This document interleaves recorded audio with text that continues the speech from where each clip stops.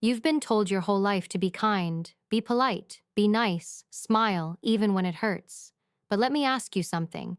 How many times has that kindness cost you your peace, your power, your self-respect? How many times have you bitten your tongue just to keep the peace while you were the one bleeding inside? We live in a world that praises kindness, but exploits the kind. So no, I'm not here to tell you to stop being good. I'm here to tell you to stop being too good. Because when your kindness becomes your cage, it's no longer virtue, it's a trap. And it's time you broke out of it. Kindness isn't weakness, but the way you've been using it has made you believe it is. Somewhere along the way, you confused being kind with being agreeable. You started thinking that to be a good person, you had to always say yes, always smile, always make sure everyone else was comfortable, even when you weren't. You began to believe that kindness meant never speaking up, never standing your ground, never making anyone upset.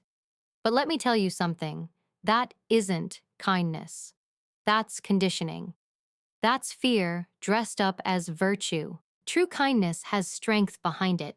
It's not about pleasing people. It's about choosing respect for yourself and for others. Real kindness says, I can care about you without betraying myself.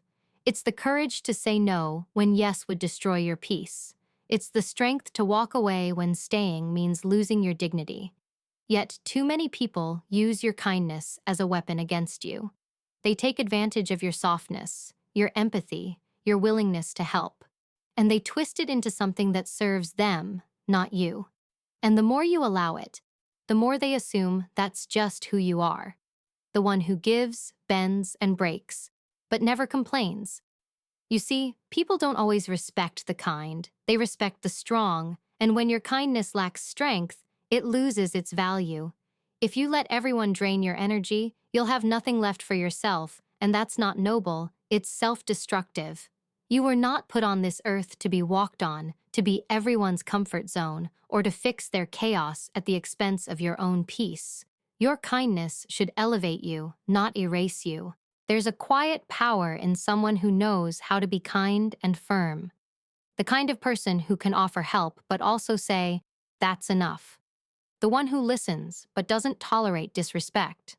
That's what true kindness looks like. It's measured, it's conscious, and it comes from strength, not submission. Because when kindness comes from fear, fear of rejection, fear of conflict, fear of being disliked, it's no longer kindness. It's self-betrayal. So, stop letting people mistake your heart for weakness. Start showing them what real kindness looks like. The kind that stands tall, that sets boundaries, that says no with confidence and yes with intention. You owe that to yourself. You owe it to the person you've been silencing for too long just to keep others comfortable. Kindness is beautiful when it's backed by self-respect. But when it costs you your peace, it's no longer kindness, it's sacrifice. And you don't have to sacrifice who you are just to prove you have a good heart. The strongest people aren't the ones who give endlessly. They're the ones who know when to stop. So don't stop being kind.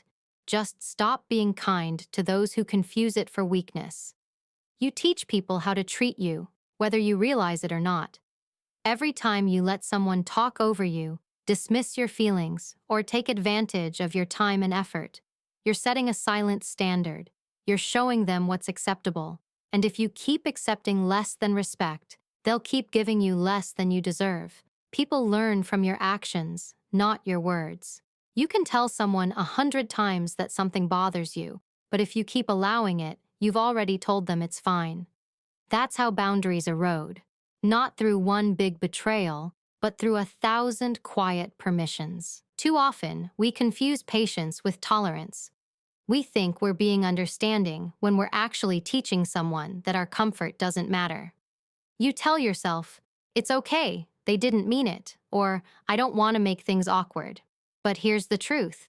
Every time you choose silence to keep the peace, you create a version of peace that excludes you. You end up standing in the ruins of your own boundaries, wondering how you became invisible in your own relationships. Respect doesn't come from demanding it once. It comes from consistently showing that you won't accept anything less. People mirror the energy you give them. If you treat yourself as someone worthy of consideration, they'll have no choice but to follow. But if you bend every time, if you're always available, always forgiving, always understanding, they'll never feel the need to meet you halfway. You'll find yourself carrying relationships that should have been mutual, pouring into people who only take, and calling it love, friendship, or kindness. You don't have to raise your voice to set boundaries. You don't have to fight. You just have to stop over-explaining, stop over-giving, and stop trying to justify why you deserve respect. Because respect isn't something you earn through exhaustion. It's something you affirm through behavior. When you say no and mean it, when you walk away from someone who keeps taking, when you stop chasing validation, that's when people start paying attention. That's when they realize they can't treat you carelessly anymore. And yes, some people will leave when you start standing your ground. But that's not loss, that's clarity. The ones who truly value you will adjust, they'll grow, they'll meet you where you are. The ones who don't were only there for what you could offer, not for who you are. Either way, you win. You either teach them how to treat you better, or you clear space for people who already will. So, stop waiting for others to recognize your worth. Start showing them. Every boundary you set is a declaration that says, I respect myself enough not to settle for less. The moment you believe that deeply, others will too, because people don't decide how to treat you. You do. Stop apologizing for existing. Somewhere along the way, you started believing that you owe the world an explanation for every decision you make, for every no that protects your peace, for every moment you choose yourself over someone else's comfort. You apologize when you're late, when you're early, when you speak, when you stay quiet. You say sorry just for taking up space. And you don't even realize it. It's become part of your language, part of your identity. But here's the truth. You don't need permission to be who you are. You don't need to shrink to make others feel secure. You are allowed to take up space, to stand firm in your choices, and to say no without guilt. Every time you apologize for something that doesn't need an apology, you chip away at your confidence. You reinforce this idea that your needs are an inconvenience, that your presence, your opinion, your truth must come with an apology tag. But you're not here to please. You're here to live. You are not arrogant for choosing yourself. You are not unkind for setting boundaries. The people who truly respect you will never make you feel guilty for doing what's right for you. Only the ones who benefited from your silence will. You've been conditioned to believe that self-respect is selfish, that humility means erasing yourself. But humility isn't about shrinking. It's about staying grounded while knowing your worth. It's about being kind without allowing others to step over you. It's about saying, I matter too, even when that makes others uncomfortable. Because if your existence threatens someone else's comfort, it says more about their fragility than your confidence. You are allowed to exist fully, not halfway, not muted, not apologetic. There's nothing noble in constantly putting yourself last. It doesn't make you better. It makes you invisible.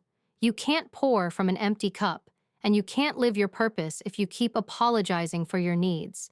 You owe yourself more than constant justification. You owe yourself the freedom to speak, to rest, to decline, to change your mind, to evolve, without saying sorry for it.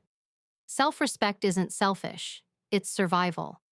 And the people who thrive in this world are the ones who understand that protecting your energy is not arrogance, it's wisdom. So the next time you feel that sorry rise to your lips, pause. Ask yourself, am I really sorry, or am I just afraid of being misunderstood? Because there's a difference. Stop saying sorry for breathing, for dreaming, for existing boldly. You are not a burden. You are not too much. You are exactly enough. Start walking into rooms like you belong there, because you do. You've earned your space. You've earned your voice. You don't need to apologize for being here. You just need to start believing that you deserve to be. Kindness without courage is manipulation. That's a hard truth to swallow because most people don't even realize they're doing it. They think being nice all the time means being good, but it doesn't. Sometimes it's not goodness at all. It's fear. Fear of being disliked, fear of confrontation, fear of losing control. So instead of being honest, you smile. You agree. You tell people what they want to hear, not what they need to hear. And you tell yourself you're just being kind. But that's not kindness. That's avoidance. That's self-protection disguised as generosity. Real kindness isn't afraid of discomfort. It doesn't hide behind polite silence when the truth needs to be spoken. It doesn't let wrong behavior slide just to keep things peaceful. If your kindness comes from a place of fear, it's not compassion, it's manipulation. You're not being kind for the other person's sake. You're being kind so you don't have to deal with the fallout. And that's a dangerous place to live in because it robs both you and others of authenticity. Think about how many times you've said yes when every part of you wanted to say no. You weren't doing it out of love. You were doing it because you didn't want to face rejection or judgment. You didn't want to be seen as difficult or cold. So you lied, not with words, but with behavior. And over time, those small lies pile up until you don't even know what real kindness looks like anymore. You start confusing peacekeeping with peace, approval with connection, and compliance with compassion. The truth is, kindness requires bravery. It's the courage to be real, even when real isn't comfortable. It's the strength to tell someone, this isn't okay, or I can't do that for you, and still mean it from a place of respect, not resentment. It's saying what's true, not what's easy. People think honesty hurts relationships, but dishonesty kills them slowly. Because when you're fake kind, you build false harmony, one that eventually cracks under the weight of unspoken feelings. Being truly kind means you care enough to tell the truth, even if it makes someone uncomfortable. It means you can hold compassion and boundaries in the same breath. It means you don't manipulate others with niceness to control how they see you. You let people see the real you, not the agreeable version you built for safety. That's not cruelty. That's integrity. So stop being kind out of fear. Stop smiling when you want to speak. Stop agreeing when you know you disagree. Start being kind from strength, not because you want people to like you, but because you want to live honestly. That's what real kindness is. Truth with grace, strength with softness. Anything less is just fear pretending to be love. People don't respect pleasers, they use them. The moment you start saying yes to everything, people stop valuing your time, your effort, and your presence. They stop seeing you as someone with depth, opinions, or limits. They just see you as someone who will always give in. And the truth is, the more you try to keep everyone happy, the less people appreciate it. Pleasing everyone doesn't earn you love, it earns you exhaustion. Because people don't respect what comes too easily. And if your kindness is endless, it begins to feel cheap to those who keep taking it. You tell yourself you're doing the right thing, that you're just being kind, helpful, or understanding. But behind that, there's a need to be accepted, to be seen as good, to be liked. You become addicted to approval, so you keep giving pieces of yourself away just to keep that feeling alive. And at first, people praise you for it. They call you generous, reliable, the go-to person. But over time, that praise turns into expectation. Suddenly, what was once appreciated becomes assumed. They don't thank you anymore. They just expect you to show up, fix things, and carry their weight without hesitation. And when you finally hesitate, when you pause and say, I can't, they act surprised or even offended, because you trained them to believe that your boundaries didn't exist. You taught them that your time and energy were theirs to take. That's what happens when you live to please. People stop seeing you as a person and start seeing you as a resource. You stop being respected and start being used. Pleasing doesn't build connection. It builds imbalance. Because in every relationship, respect needs space to breathe. If one person is always giving and the other is always taking, there's no equality, just dependency. And dependency is dangerous.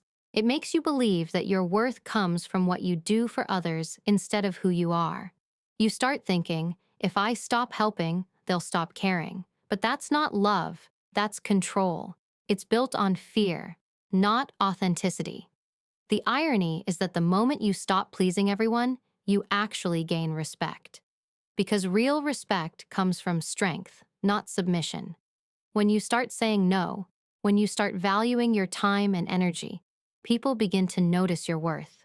They realize your presence isn't guaranteed, and that's when they start appreciating it again. Some people will leave when you stop bending, and that's okay. The ones who only stayed because of what you gave them were never meant to stay. You don't owe the world your constant agreement or sacrifice. You owe yourself peace, balance, and honesty. The ones who truly respect you won't ask you to shrink to make them comfortable. They'll value your no as much as your yes. So stop trying to please everyone, because the ones who matter won't need you to, and the ones who do were never looking for you, only for what you could give. The world rewards the confident, not the compliant. It's a hard truth, but it's one that separates those who lead from those who follow. Being nice will not open doors for you in the way you imagine. Being agreeable will not earn admiration, loyalty, or influence. The world doesn't hand out respect like a participation trophy. It responds to people who stand firm, who know their worth, who carry themselves with a quiet certainty that doesn't beg for approval. Confidence commands attention. Compliance simply fades into the background. Too often we confuse being liked with being respected. We think that if we make everyone comfortable, if we nod along, smile at all the right times, and avoid conflict, people will see us as valuable. But here's the reality. Approval is fleeting, and it's often given to the loudest or the most convenient. Respect, on the other hand, is earned through consistency, integrity, and the courage to stand by your principles. Confidence isn't about being loud or aggressive. It's about being deliberate, grounded, and unwavering in who you are. When you carry yourself with confidence, your presence alone sets a standard for how others must treat you.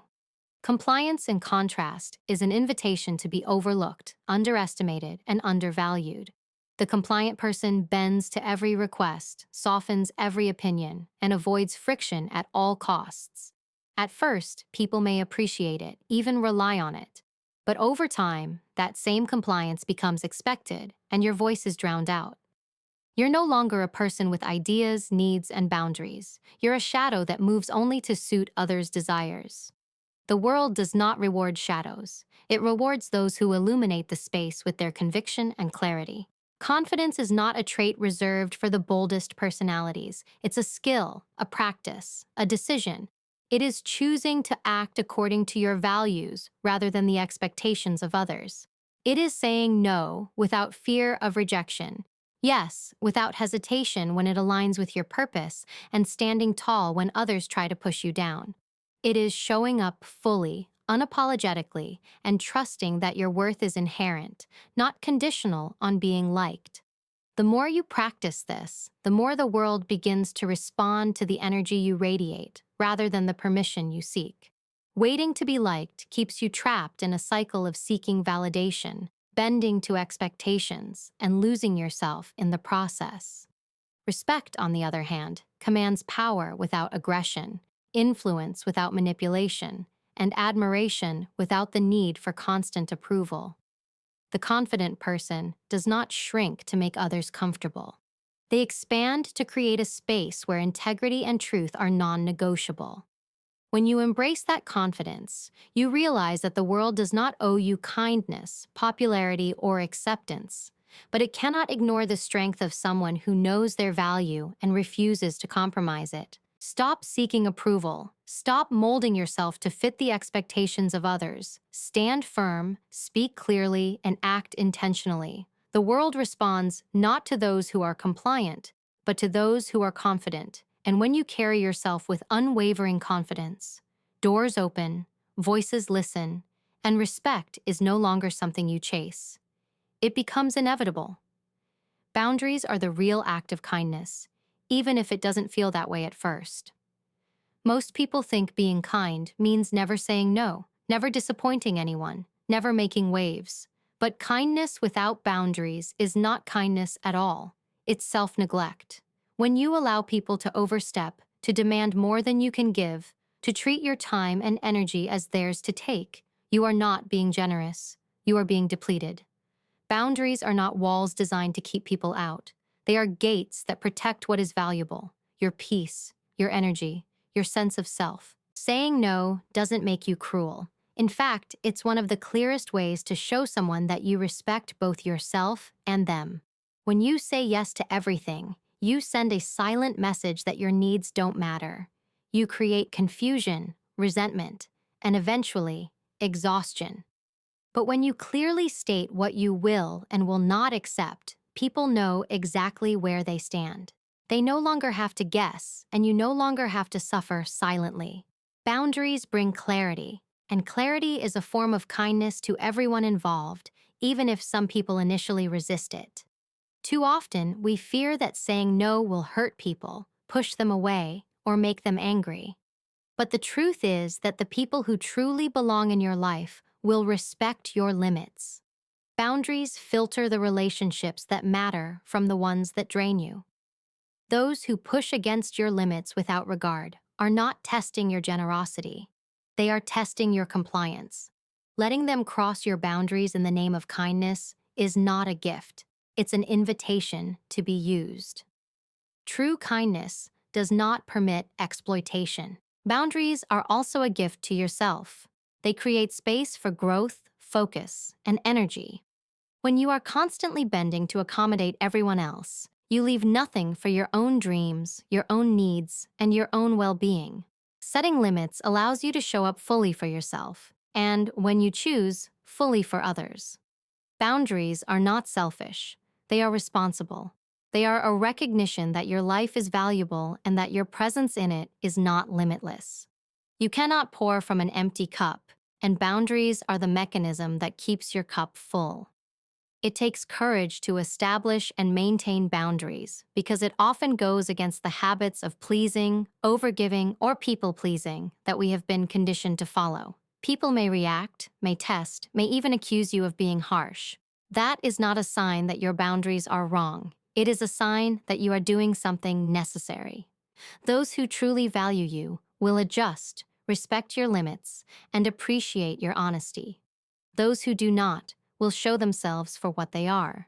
And that is a kind of clarity you cannot achieve without boundaries. So remember, boundaries are not acts of cruelty, avoidance, or selfishness. They are acts of courage, integrity, and genuine kindness.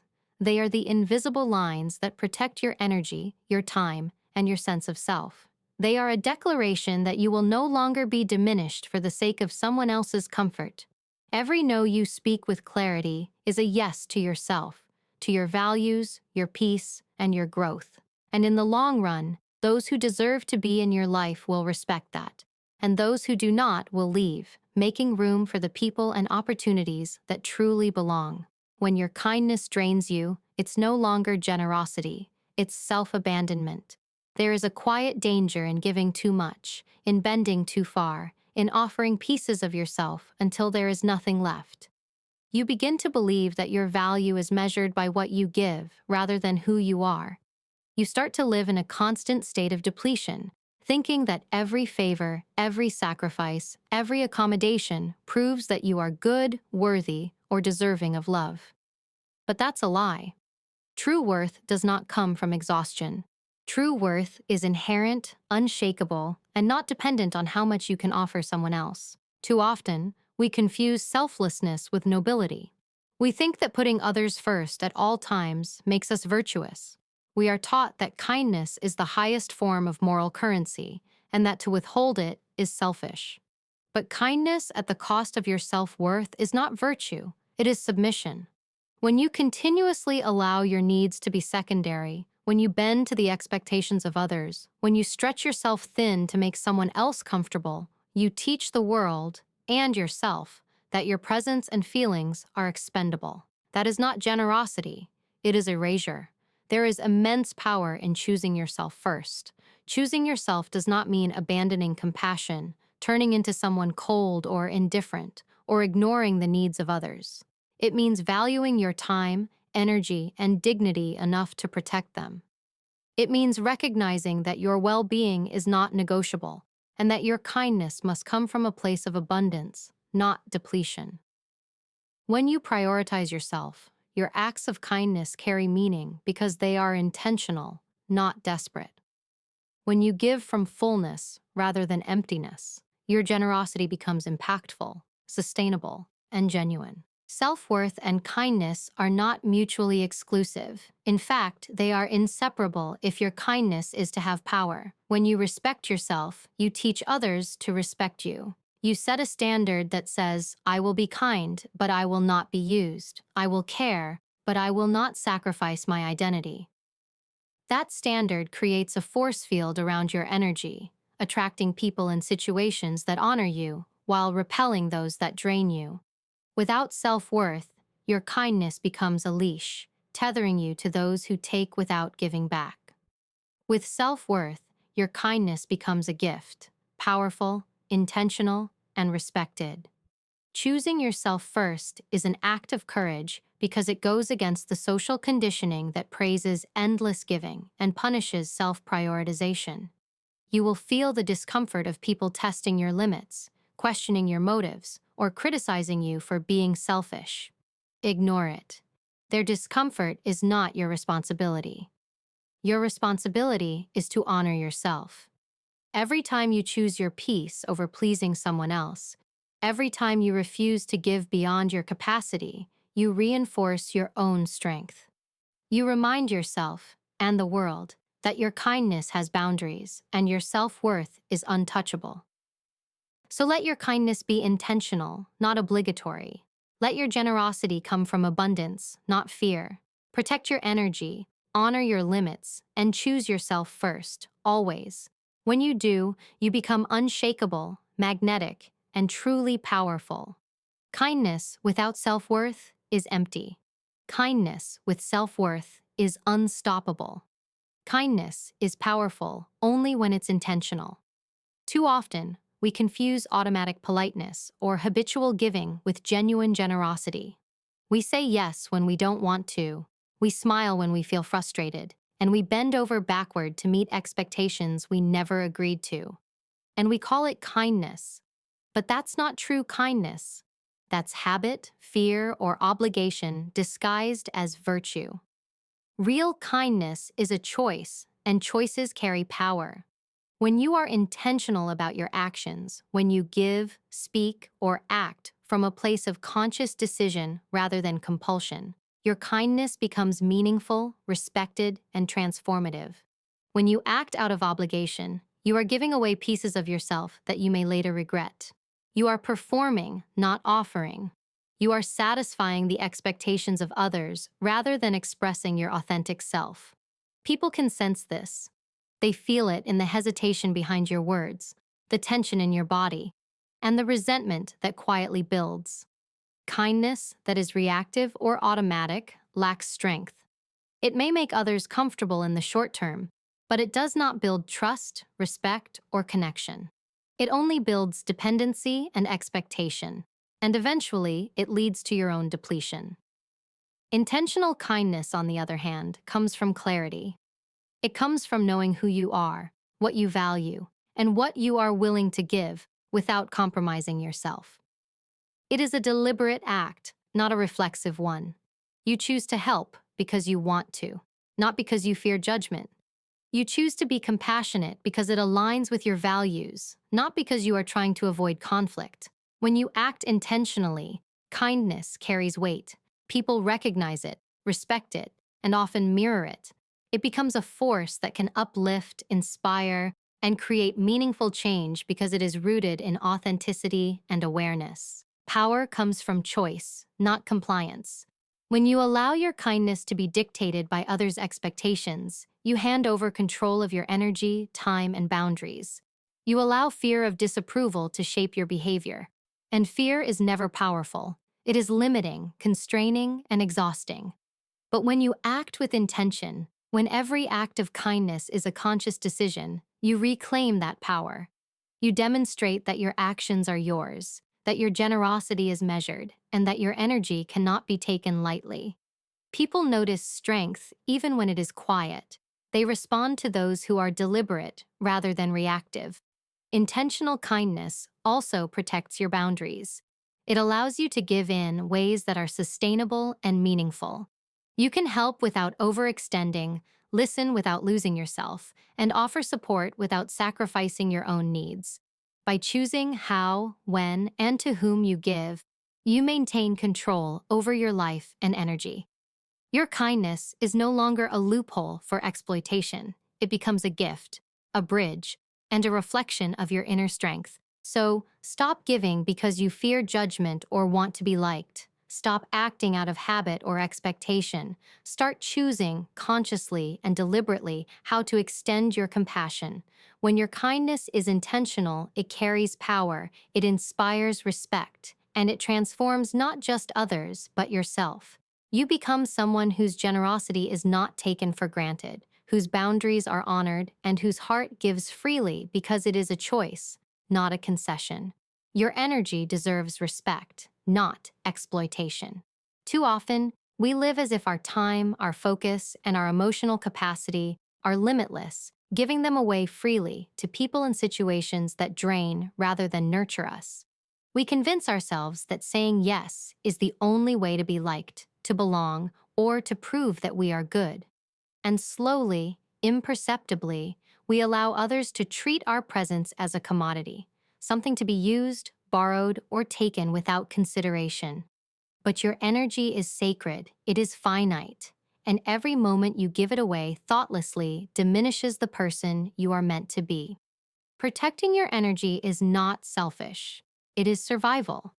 When you allow others to exploit your time and attention, you are not helping them.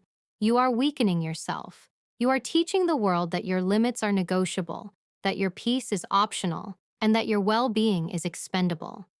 The world does not reward those who are endlessly accommodating. It rewards those who understand the value of their energy and wield it deliberately. When you respect yourself first, you silently demand that others respect you too. Your space, both physical and emotional, is equally important. Too many people invade our lives under the guise of friendship, obligation, or love, and we let them because we fear conflict or rejection. We tolerate behaviors that exhaust us, conversations that drain us, and environments that destabilize us. But if you do not guard your space, your boundaries will be meaningless. Respecting your own environment and your inner world is not arrogance, it is clarity. It is the first step toward a life where your presence is honored rather than exploited. There is a difference between being kind and being available for exploitation. Kindness is intentional, measured, and given freely from a place of strength. Availability without boundaries, however, is weakness disguised as virtue. When you give your energy to people who do not respect it, you are not being good or moral. You are being used. Your attention, your efforts, and your emotional investment should never be taken for granted. You must recognize when to engage, when to step back, and when to walk away entirely. Protecting your energy is the ultimate act of self-respect. The world doesn't need a nice version of you. It needs the real you. The real you is grounded, fearless, and deliberate. The real you does not apologize for saying no, does not bend to every expectation, and does not allow exploitation to dictate how you live. The real you understands that every interaction, every commitment, and every moment of your time carries value, and it must be treated accordingly. To protect your energy is to honor yourself, your purpose, and your life. When you start valuing your energy, everything changes. You stop overextending, stop people-pleasing, and start living intentionally. You surround yourself with people who uplift rather than drain, engage in work that fulfills rather than exhausts, and create boundaries that preserve your peace. Respecting your energy is a declaration. You are not here to be a resource for anyone's convenience. You are here to live fully, boldly, and authentically. Protect your energy, honor your space, and never let anyone make you feel guilty for prioritizing yourself.